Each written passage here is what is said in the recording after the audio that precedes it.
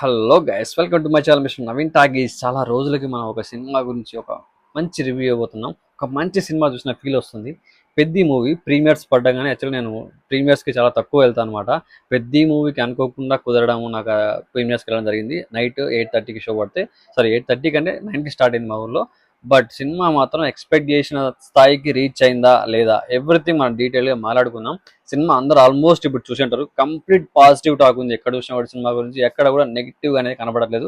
Somewhere ఒక చిన్న కొంతమంది డిసప్పాయింట్ అయ్యారు. మరి ఎందుకంటే ఇలాంటి ఒక స్టోరీని టచ్ చేయడము అనేది ఒక పెద్ద హీరోకి ఒక మంచి విషయం అని చెప్పాలి. ఒక చాలా మైండ్ చాలా ఆలోచించాలి. అంత ఈజీగా తీసుకోలేరు. ఇలాంటి క్యారెక్టర్ తీసి డేర్ ఉండాలి. ఆ డేర్ చేశాడు రామ్ చరణ్. డేర్కి ఫలితం కూడా వచ్చింది.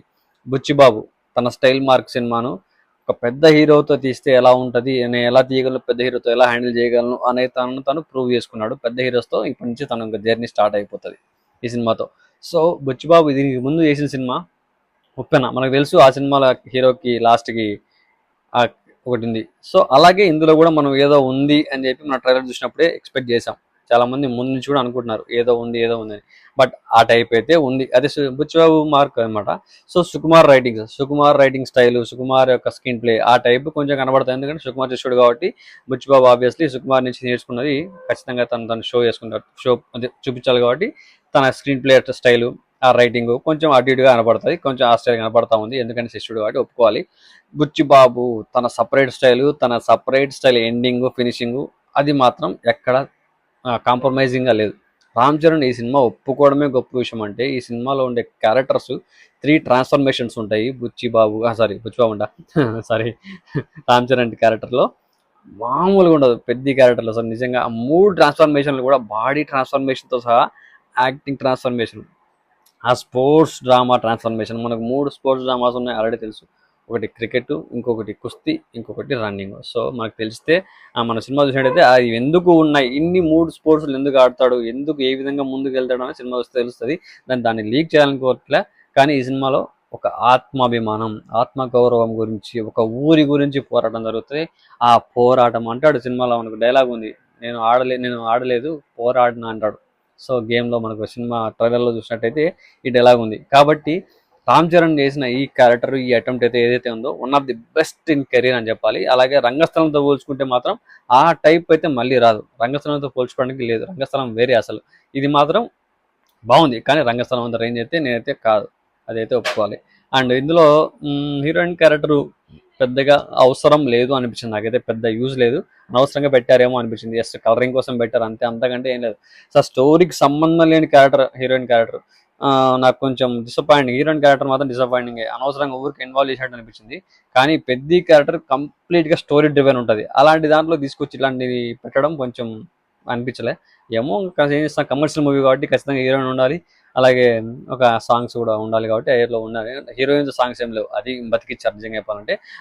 ఒక ఐటమ్ సాంగ్ 50,000 ఉండే ఐటమ్ సాంగ్ తప్ప హీరోయిన్తో సపరేట్గా సాంగ్ అయితే లేవు. అది మెచ్చుకోవాలి బుచ్చిబాబు గురించి.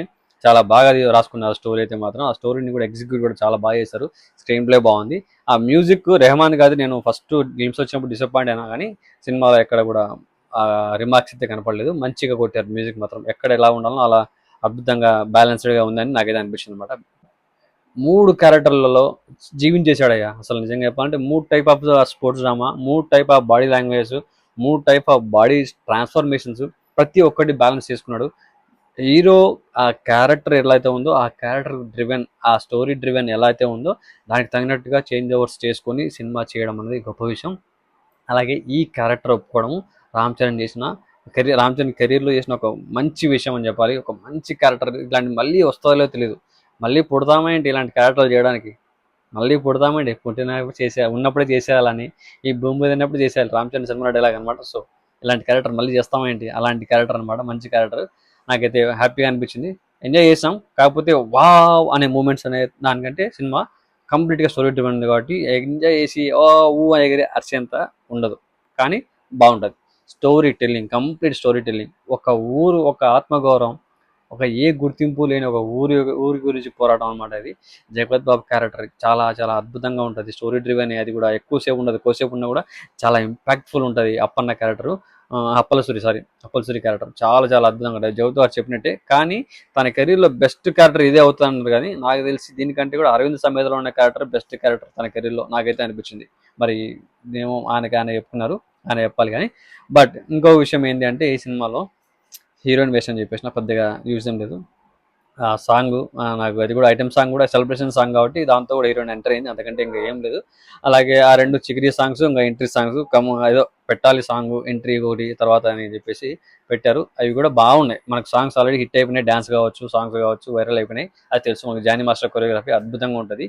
ఒకటి ఢిల్లీ సీన్స్ ఉంటాయి, ఒక సెకండ్ హాఫ్ లో వచ్చే సీన్స్. ఫస్ట్ హాఫ్ లో మొత్తం అంతా నార్మల్ గా వెళ్తా ఉంటది. ఆత్మగౌరవము ఆత్మాభిమానం మీద దెబ్బతీసే క్యారెక్టరైజమ్స్ ఉంటాయి అనమాట. దివ్యేందు క్యారెక్టర్ క్రికెట్ దగ్గర దివ్యేందు క్యారెక్టర్ ఎండ్ అయిపోతుంది. సారీ నేను చెప్పేస్తున్న leaks, sorry. So Divyendu character ఒక దగ్గర ఎండ్ అయిపోతాయి. తర్వాత నెక్స్ట్ ఇంకొక క్యారెక్టర్ ఇంకో దగ్గర ఎండ్ అయిపోతుంది.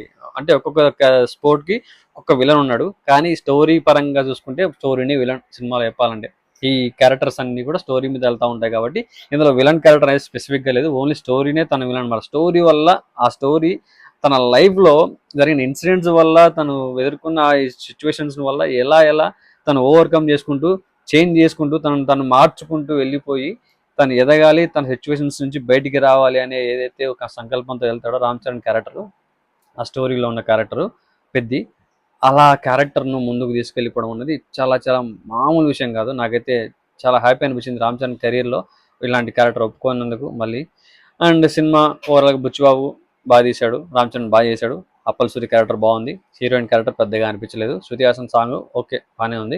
అలాగే ఇంకా 2 సాంగ్స్ సూపర్ అనమాట. దివ్యేందు క్యారెక్టర్ కూడా ఓకే, ఇంకొంచెం ఎక్కువ యూజ్ చేసుకుని ఉంటే బాగుండేమో అనిపించింది. అలాగే ఇంకా మిగతా క్యారెక్టర్స్ ఉన్నాయి కూడా ఆడికాడికి అలా వెళ్ళిపోయినాయి. సో మనం మాట్లాడుకోవాల్సింది గౌరీ నాయుడు, సారీ ఆయన పేరు శివరాజ్ కుమార్, అసలు మర్చిపోయిన. ఆయన క్యారెక్టర్ ఉన్నంతసేపు చాలా చాలా బాగుంటుంది, చాలా సెటిల్ పర్ఫార్మెన్స్. కుస్తీకి తెలుసు కదా, కుస్తీ పెద్ద అనమాట. సో కుస్తీ పోటీదారులకు పెద్ద అని నేర్పిస్తూ ఉంటాడు.